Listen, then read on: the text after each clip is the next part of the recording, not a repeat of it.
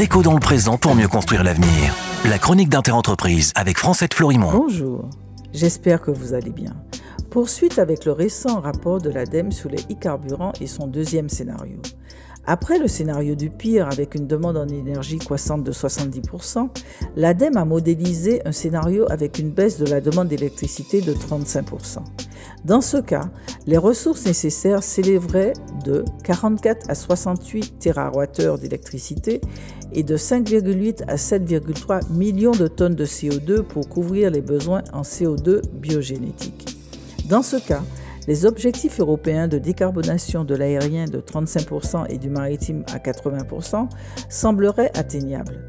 Mais pour parvenir à ce second scénario, l'ADEME préconise un déploiement entre guillemets raisonné pour qu'aucun secteur ne soit pénalisé. En termes plus directs, cela veut dire que tout le monde doit modérer ses besoins afin que tous les secteurs nécessaires à la vie soient couverts.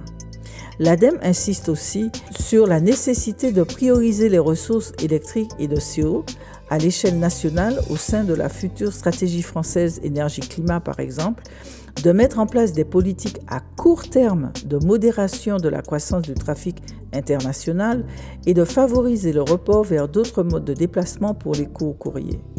L'ADEME insiste aussi sur les limites de ces scénarios.